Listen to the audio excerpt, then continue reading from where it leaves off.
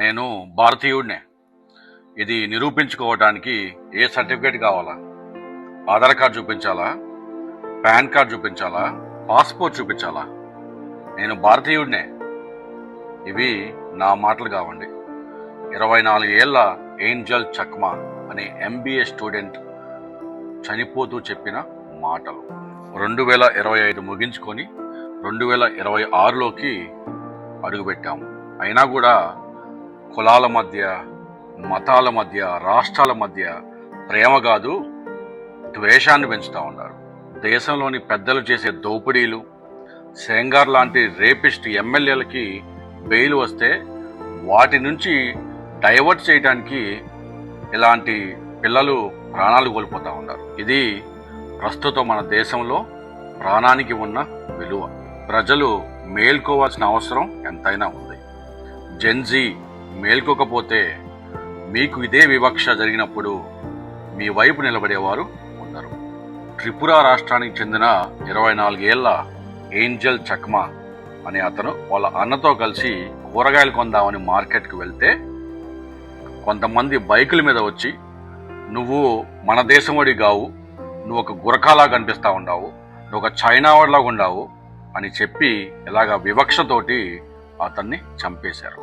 వాళ్ళ నాన్న ఒక BSF జవాన్. ఆ పిల్లవాడు డెహ్రాడూన్లో MBA చదువుతా ఉన్నాడు. అతని ముఖం భారతీయునిగా లేదంట. అతను నీలాగా నాలుగా కనిపించే వ్యక్తిలాగా లేడని ఆ పిల్లవాడిని నానా రకాలుగా బూతులు తిడుతూ, మోమో, చైనా, చింకి ఇలాగే ఎన్నో పదాలు వాడుతూ అతన్ని కొడుతుంటే ఆ ఏంజల్ అనే అబ్బాయి నేను భారతీయుడినే అని తిరగబడితే కత్తితో తల మీద, మెడకాయ మీద గాయపరిస్తే హాస్పిటల్లో చనిపోయాడు. 24 ఏళ్ల యువకుడు కన్న కలలన్నీ ఆవిరైపోయాయి.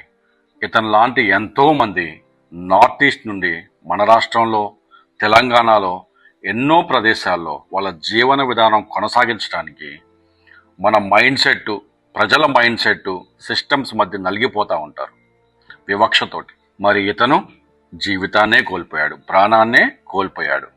మనం భారతీయులం అని చెప్పుకోవడానికి అందరం ఒకేలా కనిపించాలా? నార్త్ ఇండియా, సౌత్ ఇండియానే భారతీయులా?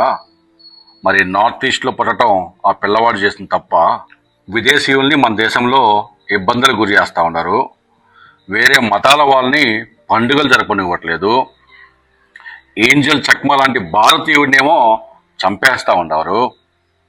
మన దేశం గురించి మనం బయట దేశాల్లో చెప్పుకునే, గర్వంగా చెప్పుకునేది యూనిటీ ఇన్ డైవర్సిటీ. వేరువేరు మతాలు, వేరువేరు కులాలు, వేరువేరు వస్త్రధారణ, వేరువేరు భాషలు, ఎన్నో సాంప్రదాయాలు, రకరకాలుగా కనిపించే వాళ్ళు అందరం ఒక దేశంలో ఏకత్వం, ఐక్యతగా ఉండటమే కదా యూనిటీ ఇన్ డైవర్సిటీ అంటే. మరి ఇలాంటి విషయాలు ప్రజలకి చెప్పటం, ప్రజల్లో చైతన్యం తీసుకురావటం, ప్రజల్ని ఎడ్యుకేట్ చేయటం మీడియా బాధ్యత లేదా నాయకుల బాధ్యత కాదా? ఇది ప్రజల్లోకి తీసుకెళ్లే బాధ్యత మీది.